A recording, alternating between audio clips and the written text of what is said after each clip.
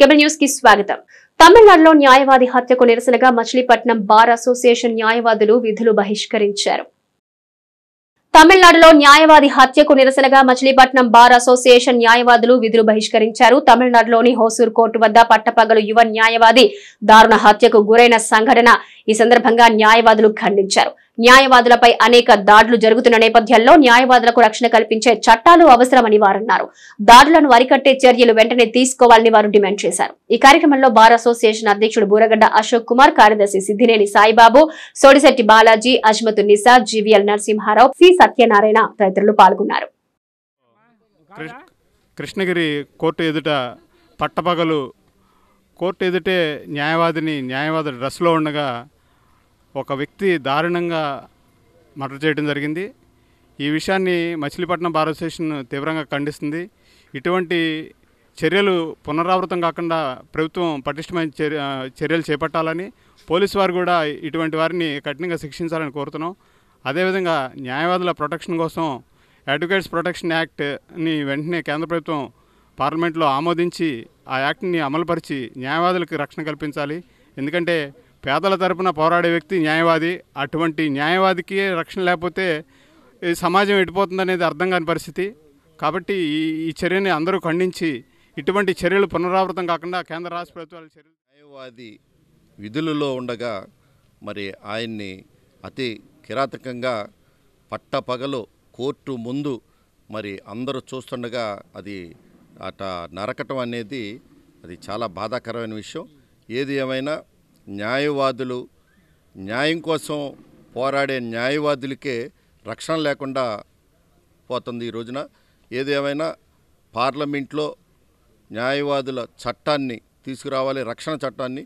అలాగే ఎవరైతే ఈ న్యాయం కోసం న్యాయవాదులు ఫైట్ చేస్తున్నారో వారిని రక్షణగా ప్రతి రాష్ట్రంలో ఒకే నినాదంతో న్యాయవాద రక్షణ చట్టాన్ని తేవాలని, ఆ చట్టాన్ని అమలు చేయాలని ప్రతి ఒక్క న్యాయవాదికి, సీనియర్ మరియు జూనియర్ న్యాయవాదులు ప్రతి ఒక్కరికి ప్రభుత్వం ప్రత్యేకమైన రక్షణ విభాగాన్ని ఏర్పాటు చేయాలని ఈరోజు మేము ఈ యొక్క బాయ్కాట్ ప్రకటించమైంది.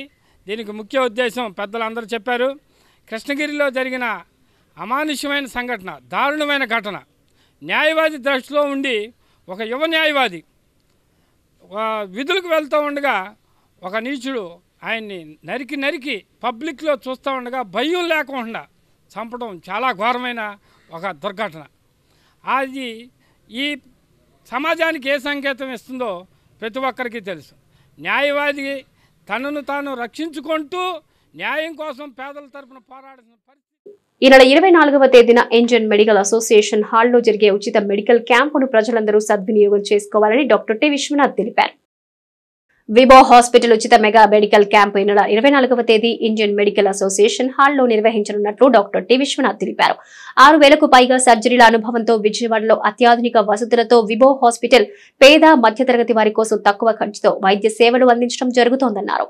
24వ తేదీన మచిలీపట్నంలో నిర్వహించే ఉచిత మెడికల్ క్యాంపులో వివిధ అనారోగ్య సమస్యలతో బాధపడే వారికి ఉచిత వైద్య సలహాలు అందించి ఉచితంగా మందులు అందించడం జరుగుతుందన్నారు.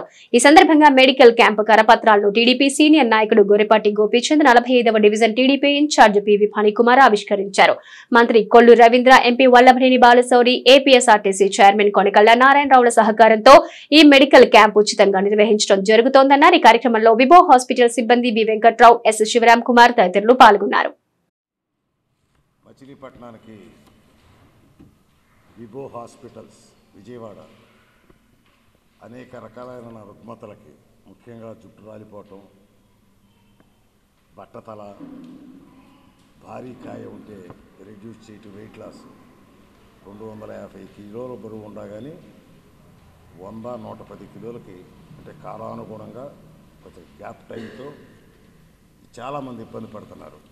దానికి ఇది దాదాపు ఆంధ్రప్రదేశ్లో ఒకటి హైదరాబాద్ అనుకుంటా, 2 విజయవాడలో కొత్తగా ప్రారంభించారు. బందర్లో మరి ఉచితంగా ఇవన్నీ కూడా ఇప్పుడు షుగర్ వచ్చిన వాళ్ళకి పుళ్ళు పడతాయి, పక్కన ఒక పట్టాన ఏలు తీసేయాల్సి వస్తుంది.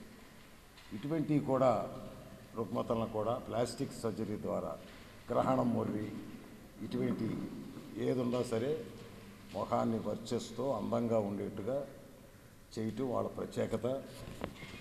ఈ అవకాశాన్ని రేపు 24 ఆదివారం నాడు ఉదయం 10 గంటల నుంచి సాయంత్రం 5 గంటల వరకు కూడా Machilipatnam IMA Indian medical association hall కన్సల్టెంట్గా వర్క్ చేస్తున్నాను.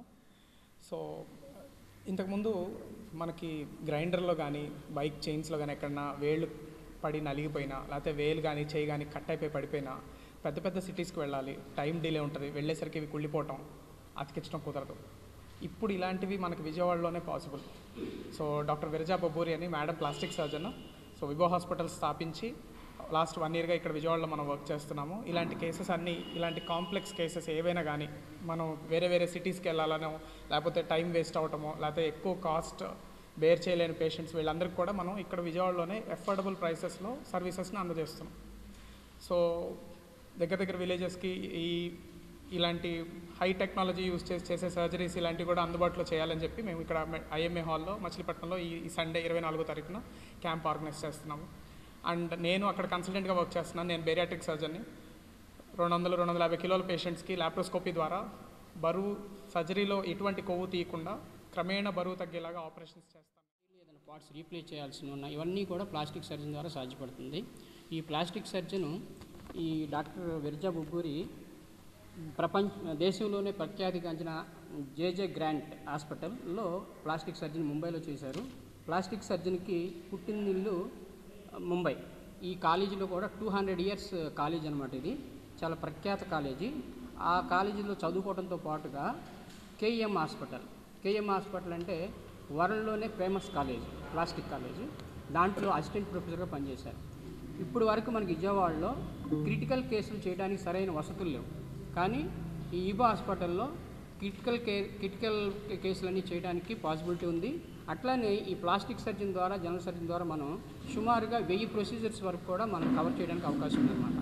దీనికి సంబంధించి బ్రోచర్ రిలీజ్ చేశామండి. బ్రోచర్లో కూడా జస్ట్ ఒక 110 మాత్రమే ఉన్నాయి, కానీ 1000 ప్రొసీజర్స్ వరకు కూడా ఈ 1000 ప్రొసీజర్స్ వరకు కూడా మనం చేయొచ్చు.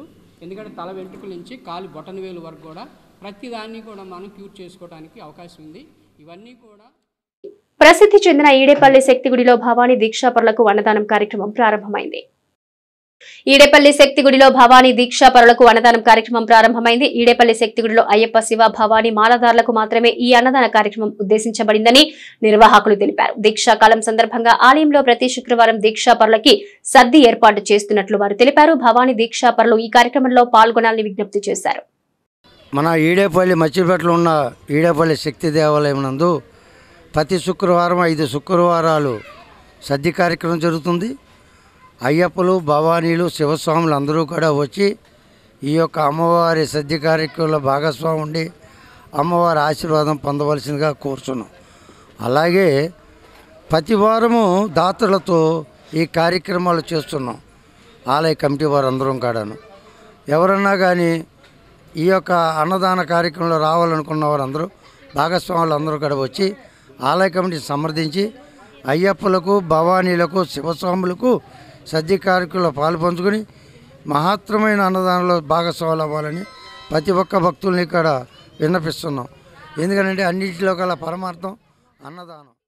The citizen cooperative society limited ను బ్యాంక్ గా మార్చేందుకు కృషి చేస్తున్నట్లు సొసైటీ చైర్మన్ MSRV ప్రసాద్ వెల్లడించారు.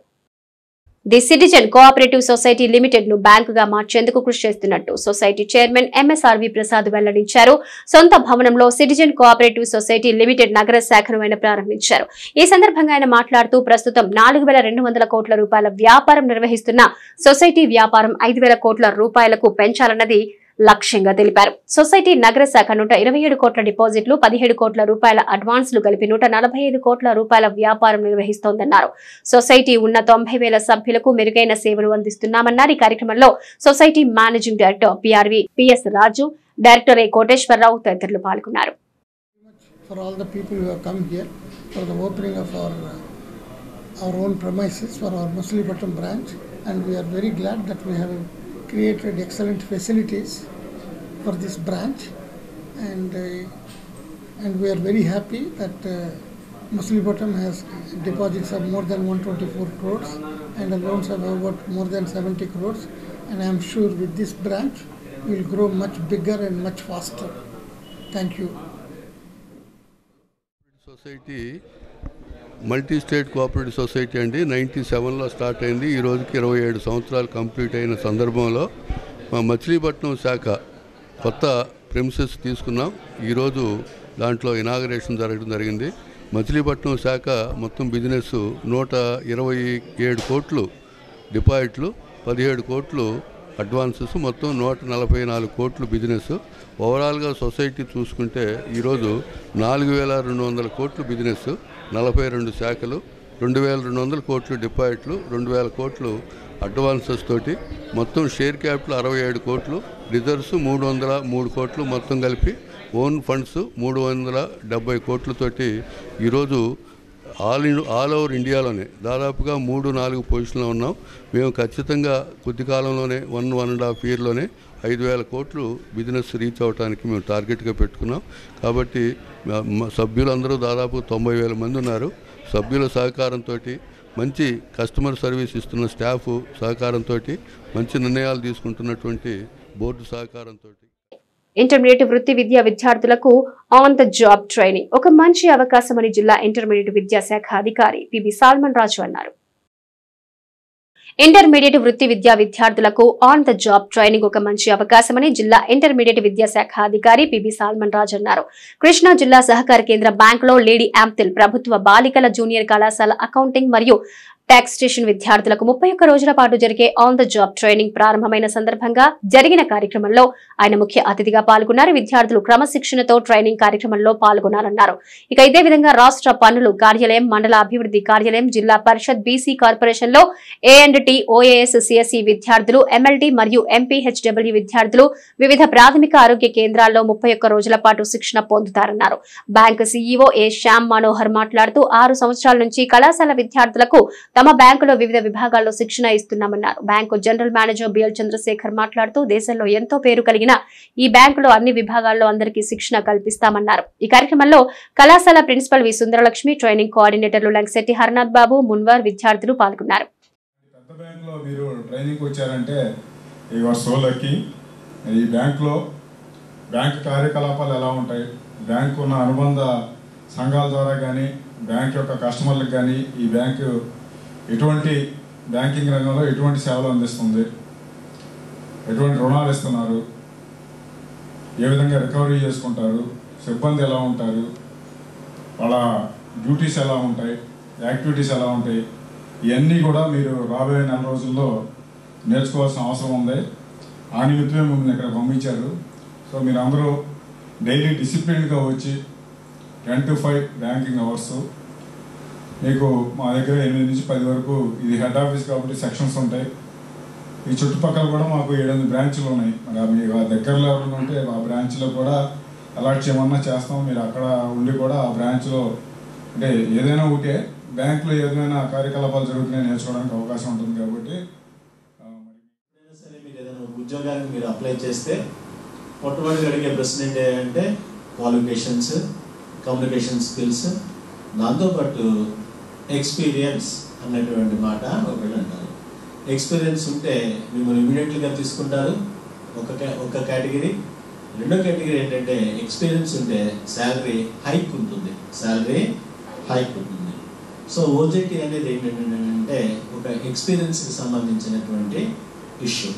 కాబట్టి ఆ ఇష్యూలో ప్రభుత్వం వారు, బోర్డ్ ఆఫ్ ఇంటర్మీడియట్ ఎడ్యుకేషన్ వారు రాష్ట్రంలో ఉన్నటువంటి అన్ని వొకేషనల్ జూనియర్ కాలేజెస్కి ఓజేటీ ప్రోగ్రామ్ని ఇంప్లిమెంట్ చేస్తుంది. సో దాంట్లో భాగంగా ఈ రోజున మనం ఇక్కడికి మనము ఇనాగరేషన్ చేయడానికి మనం వచ్చాము. గత 7 సంవత్సరాల ఉపయోగం అనేది ఉంటుంది. చిన్న చిన్న వర్క్స్ మీతో చేయించడం ద్వారా కొంత బ్యాంక్ కూడా ఉపయోగం అనేది ఉంటుంది.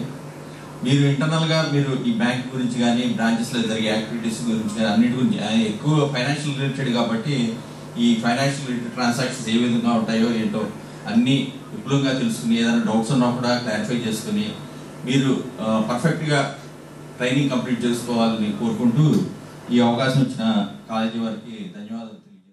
ఈ నెల 24వ తేదీన గొడుగుపేట శంకర మఠంలో జరిగే బ్రాహ్మణ ఆత్మీయ సమావేశం, కార్తీక సమారాధన నిర్వహిస్తున్నట్లు బ్రాహ్మణ సేవా సంఘం తెలిపింది. ఈ నెల 24వ తేదీన గొడుగుపేట శంకర మఠంలో జరిగే బ్రాహ్మణ ఆత్మీయ సమావేశం కార్తీక సమారాధన కార్యక్రమంలో బ్రాహ్మణులు అందరూ పాల్గొని విజయవంతం చేయాలని బ్రాహ్మణ సేవా సంఘం విజ్ఞప్తి చేసింది. ఈ సందర్భంగా కార్తీక సమారాధన కరపత్రాలను సంఘ నాయకులు ఆవిష్కరించారు. ఈ సందర్భంగా గొడుగుపేట శంకర మఠంలో లలిత విష్ణు సహస్రనామ పారాయణలు, ప్రత్యేక పూజలు, పలువురు బ్రాహ్మణ ప్రముఖులకు సన్మానాలు ఉంటాయన్నారు. ఈ కార్యక్రమంలో సంఘ నాయకులు వేమూరి రామకృష్ణ, ఏఆర్కే మూర్తి, పివి ఫణికుమార్, మొప్పర్తి సుబ్రహ్మణ్యం తదితరులు పాల్గొన్నారు. కార్తీక సమో మాసః అని వ్యాసోక్తి. కార్తీక మాసాన్ని మించినటువంటి మాసం మరొకటి లేదు అని వ్యాస భగవానుడే స్వయంగా చెప్పినటువంటి విషయం. అటువంటి కార్తీక మాసాన్ని ప్రజలందరూ కూడా సద్వినియోగం చేసుకోవాలనేటువంటి ఉద్దేశంతో బ్రాహ్మణ సేవా సంఘం మచిలీపట్నం వారు రేపు 24వ తారీఖున ఉదయం కార్తీక దామోదర వ్రతంతో మొదలయ్యి ఆ తర్వాత మరి దక్షిణామూర్తి వైభవం గురించి, కార్తీక మాస వైశిష్టాన్ని గురించి, సనాతన హిందూ ధర్మ వైశిష్ట్యం గురించి కూడా పౌరాణికులు ఆ రోజును ప్రసంగిస్తారు. కనుక ఆ కార్యక్రమానికి మచిలీపట్నం పరిసర ప్రాంతంలో ఉండేటువంటి బ్రాహ్మణ బంధువులు కూడా బ్రాహ్మణ సేవా సంఘం వారి ఆధ్వర్యంలో గొడుగుపేట సెంటర్ మఠంలో మరి కార్తీక సమారాధన జరపడం జరుగుతుంది. అందులో భాగంగా మరి ముగ్గులు మహిళల ముగ్గులు వేయటం కానివ్వండి, ఆటపాటలతో కానివ్వండి, బ్రాహ్మణ బంధువులు అందరూ కూడా హాజరవ్వాలని చెప్పి కోరుతున్నాము. ఎందుకంటే ఇంటింటికి వెళ్ళి పాంప్లెట్లు ఇవ్వటం మరి అందరికీ కూడా తక్కువ టైం ఉండటం వల్ల కొంతమందికి పాంప్లెట్లు ఇవ్వలేకపోవచ్చు. అందులో భాగంగా మరి మీడియా ముఖంగా ఈ సిటీ కేబుల్ ముఖంగా కూడా ప్రతి ఒక్కరికి కూడా తెలియజేస్తున్నాం. ఆదివారం నాడు 24వ తారీఖు ఆదివారం నాడు బ్రాహ్మణ అందరూ వచ్చేసి ఆ సభను జయప్రదం చేయవలసిందిగా కోరుతూ అన్నప్రసాదాలు అవన్నీ కూడా ఉన్నాయి. అందరూ కూడా ఈ చుట్టుపక్కల వాళ్ళందరూ కూడా ఇంటిమేట్ చేసాం. అందరూ తప్పకుండా రావాలని జయప్రదం చేయవలసిందిగా. కోడూరు మండలం మాచవరంలో శ్రీ రామేశ్వర స్వామి ఆలయంలో కార్తీక మాసాన్ని పురస్కరించుకుని సామూహిక కుంకుమ పూజలు నిర్వహించారు. మాచవరం గ్రామంలో శ్రీ రామేశ్వర స్వామి ఆలయంలో కార్తీక మాసాన్ని పురస్కరించుకుని సామూహిక కుంకుమ పూజలు నిర్వహించారు. ఆలయ నిర్వాహకులు కోట నాగేశ్వరరావు, ఆలయ అర్చకులు శర్మ ఆధ్వర్యంలో ఆలయ పండితులు వేద మంత్రాల నడుమ మహిళలు భక్తి శ్రద్ధలతో కుంకుమ పూజలు చేశారు. శ్రీ స్వామి, శ్రీ అమ్మవార్లను మహిళా భక్తులు దర్శించుకుని పూజలు నిర్వహించారు.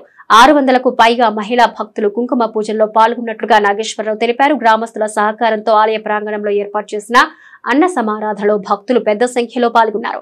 కార్తీక మాస ప్రత్యేక పూజల్ని పురస్కరించుకుని గ్రామీణ యువజన వికాస సమితి అధ్యక్షులు మండలి వెంకట్రామ్ స్వామివారిని దర్శించుకుని ప్రత్యేక పూజలు నిర్వహించారు. మండలి వెంకట్రామ్, విజయకృష్ణ, గ్యాస్ నిర్వాహకులు మత్తి శ్రీనివాసరావులను ఆలయ నిర్వాహకులు ఘనంగా సత్కరించారు.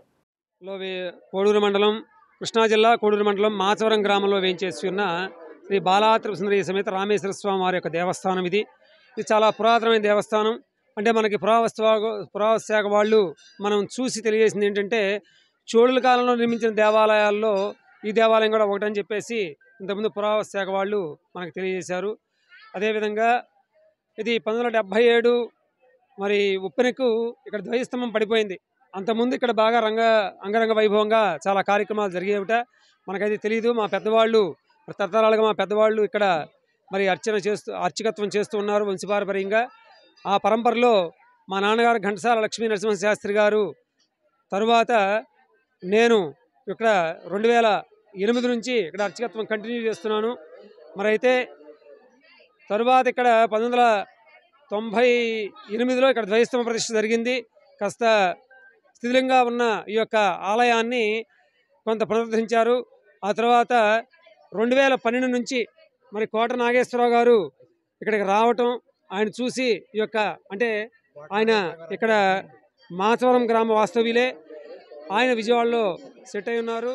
ఆయన వచ్చి ఇక్కడ పురావస్తు ఆమ్ర శాసనాలు కూడా బయలుపడిన విషయము. ఇక్కడ దేవస్థానం ప్రధాన అర్చకులైనటువంటి మరి మా బావగారి కుమారుడండి, మా మేనత్త గారి కుమారుడు, మా శాస్త్రి బావగారు అంటారు నాకు చెప్పినట్టుగా. ఆ శాస్త్రి బావగారు మరి మహేశ పాప వినాశ కైలాస వ్యవాస ఈశా అని చెప్పని మహత్తరమైనటువంటి కాళహస్తి మహత్యంలో కానివ్వండి, మధురమైనటువంటి భక్తి సంగీతాన్ని మనకు అందించినటువంటి అమర గాయకులు ఘంటసాల గారు, ఈ ఇక్కడ దేవస్థానంలోగా అర్చకత్వం చేసినటువంటి ఘంటసాల లక్ష్మీనరశాస్త్రి గారు కూడా షటకులండి. మరి ఈ దేవస్థానం చాలా విశేషమైనటువంటిది. ఈ ఘంటసాల లక్ష్మీనరసింహ శాస్త్రి గారు స్వయాన మా నాన్నగారికి చెల్లెలి గారి కుమారుడు. వారి బాల్యం నుంచి కూడాను, ఇంకా పూర్వీకుల నుంచి కూడాను దేవస్థానాల గురించి ప్రతి ఒక్కళ్ళు కూడా ఎవరికి వారి జన్మభూమిలో ఉన్న జన్మ గ్రామంలో ఉన్న దేవస్థానాల గురించి ఆ చరిత్రలు ప్రతి ఒక్కళ్ళు కూడా తెలుసుకోవాలి. ఈ మధ్యకాలంలో అంతా కూడా భక్తి తత్పరతగా అందరూ కూడా వాళ్ళ గ్రామాల గురించి, గ్రామ విశిష్టతని, దేవాలయాల విశిష్టతని కూడాను మనమంతా కూడాను ఈ విధంగా ప్రసార మాధ్యమాల ద్వారా వింటూ ఉన్నాము కూడాను. తద్వారా కూడాను దాల్వా పంట ఇవ్వాలంటూ ఆంధ్రప్రదేశ్ రైతు సంఘం ఆధ్వర్యంలో బంటుమిల్లి ఎంఆర్ఓ కార్యాలయం వద్ద రైతులు నిరసన తెలిపారు. కృష్ణా జిల్లా కలెక్టర్ కృష్ణా డెల్టాకు దాల్వా పంటకు సాగునీరు ఇవ్వలేమని ప్రకటించిన నేపథ్యంలో ఆంధ్రప్రదేశ్ రైతు సంఘం నాయకులు బంటుమిల్లి ఎంఆర్ఓ కార్యాలయం వద్ద రైతులతో కలిసి నిరసన కార్యక్రమాన్ని చేపట్టారు. ఈ సందర్భంగా రైతు సంఘం రైతులు మాట్లాడుతూ గతంలో నాగార్జున సాగర్ డెడ్ స్టోరేజ్ లో ఉన్నప్పుడు కూడా మాజీ ఎమ్మెల్యే బోరగడ్డ వేదవ్యాస్ దాల్వా పంటకు నీరిచ్చారని రైతు సంఘం నాయకులు పేర్కొన్నారు. అటువంటిది ప్రస్తుతం నీటి నిల్వలు ఉన్నప్పటికీ సాగునీరు ఎందుకు ఇవ్వరని రైతులు ప్రశ్నిస్తున్నారు. జిల్లా అంతటా సాగునీరు కోరటం లేదని, అయితే బంటుమిల్లి కృత్తివెన్ను 2 మండలాలకు సుమారు 6 నుంచి 7 టీఎంసీల నీరు మార్చి ఆఖరి వరకు ఇస్తే సరిపోతుందని వారు వివరించారు. ఈ కార్యక్రమంలో రైతు సంఘం నాయకులు రైతులు పాల్గొన్నారు. నా పేరు గౌరిశెట్టి నాగేశ్వరరావు, ఆంధ్రప్రదేశ్ రైతు సంఘం కృష్ణా జిల్లా ప్రధాన కార్యదర్శిని. బంటుమిల్ మెయిన్ కాలో ప్రభుత్వం దాల్వాకి వరుస సాగుకి అనుమతి ఇచ్చి రైతుల్ని, కౌలు రైతుల్ని, వరి పొలాలను కాపాడాలని గత కొన్ని రోజులుగా రిలే నిరాహారదీక్షలు చేశాం. అలాగే ఇవాళ భూముల పరిస్థితి బట్టిని కూడా సంబంధిత అధికారులకి తహసీల్దార్ గారి నుంచి కలెక్టర్ గారి వరకు కూడా ఇచ్చాం. అలాగే స్థానిక శాసనసభ్యులు కాగిత కృష్ణప్రసాద్ గారికి ఇచ్చాం. అలాగే ఈ సమస్యలను కూడా గౌరవనీయులైన ఏంటంటే గౌరవనీయులైన కృష్ణా జిల్లా కలెక్టర్ గారిని, ఎందుకంటే 22 టీఎంసీలు తాగునీరు అవసరమే, తాగునీటికి ప్రథమ ప్రాధాన్యత ఇవ్వాలి. కానీ బంటుమిల్లి ఈ యొక్క కృత్తివెన్ను మండలాల్లో సుమారు 20,000 ఎకరాలు ఉంటుంది. ఈ 20,000 ఎకరాలకే మేము దాల్వా సాగుకి అనుమతి ఇవ్వమని కోరుతున్నాం. దీనికి అంతా మా అయితే 6 టీఎంసీలు 7 టీఎంసీలు అయితే సరిపోతుంది. ఎందుకంటే మామూలుగానే దాల్వా లేనప్పుడు కూడా ఈ పంటకాలం ద్వారా ఫిబ్రవరి వరకు కూడా నీరు విడుదల చేస్తున్నారు. మేము అదనంగా కోరేది మార్చి 31 వరకు, అంటే అదనంగా 1 నెల ఇమ్మని కోరుతున్నాం. స్టోరేజీ ఉన్నప్పుడు కూడా ఆయన ముఖ్యమంత్రి గారి దృష్టికి ఈ ప్రాంతంలో కృత్తివెన్ను, బంటుమిల్లి ఈ ప్రాంతంలో చౌడు భూములకి 2వ పంట లేకపోతే ఏరే గత్యంతరం లేదనే ఉద్దేశంతో ఆయన ముఖ్యమంత్రి గారి దృష్టికి తీసుకెళ్ళి ఈ ప్రాంతానికి ఆయన ఉన్నంతకాలం కూడా దాల్వా కంటిన్యూగా ఇవ్వటం జరిగింది. అంతక్రితం గత ముందు సంవత్సరాలు జరిగిన సంవత్సరాల్లో కూడా పిన్నింటి బాటేశ్వరరావు కానీ నిరంజన్ రావు గారు కానీ ఈ ప్రాంతంలో ఈ చౌడు భూముల కోసం పేదవాడు కూలి దొరుకుద్ది, ఈ చౌడు భూములు ఫస్ట్ దాల్వా పంట ఇవ్వన పక్షంలో సార్వా కూడా పోతాయి అనే ఉద్దేశంతో ముందు మెయిన్ ఈ ప్రాంతం దాల్వా నీళ్ల కోసమే అప్పుడు వాళ్ళు ముఖ్యంగా ప్రాధాన్యత ఇచ్చేవాళ్ళు. దాల్వా తీసుకొచ్చి ఇక్కడ రైతులు గప్పు చేస్తే రైతులు ఇక్కడ బాగా పండించేవాళ్ళు. ఈ ప్రాంతంలో మినుము, పెసర, జొన్న, సజ్జలు అంటే ఏమాత్రం కూడా పండవ కనుకనే దాల్వా మేము కోరుకుంటున్నాం. ఈ రోడ్డు ఎక్కాల్సిన పరిస్థితి ఏంటి అంటే ఏది పండదు కాబట్టి ఆ వరి పంట కోసమే ఆధారపడి ఉంది కాబట్టి ఈ భూమి కూడా ఇక్కడ రైతులు కూడా వరి పంట పండించుకునే దానికోసం ఆశిస్తున్నారు. చేశామండి. అయితే రైతులందరూ కూడా పనులు ఇబ్బందులు ఉండటం వల్ల నాగేశ్వరరావు, మేము మరి అజయ్ గారు, సీన్ గారు ఆలోచించి ప్రస్తుతానికి వాయిదా వేసి మరలా ఏదైనా ప్రయత్నం చేద్దామనే దానికోసం ప్రయత్నం చేస్తాం. రాత్రి అంటే శుభవార్త ఏదో చెబుతున్నారు, కామినేని శ్రీనివాస్ గారు ఎక్కడో దాల్వా చేస్తున్నారంట. మరి మనం కూడా మన ఎమ్మెల్యే గారు కూడా నేను కూడా ఆ వంతు పూర్తి చేస్తానన్నారు. ఇప్పుడు అట్లా కాకుండా దయచేసి మా బాధను ఆలకించి, ఇప్పుడు ఇన్ని రకాలైన బాధలు ఉన్నాయి. ఎందుకంటే ఇప్పుడు దాల్వా లేకపోతే సార్వా పంట కూడా పండదండి. ఎందుకంటే అది రైతుగా మాకు అనుభవం ఉంది.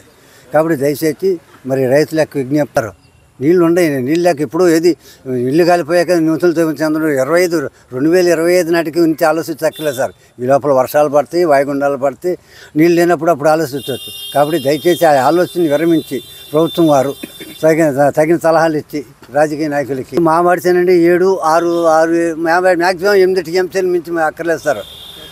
కాబట్టి దయచేసి 8 టీఎంసీలు రిలీజ్ చేసి సిటీ కేబుల్ న్యూస్ సమాప్తం.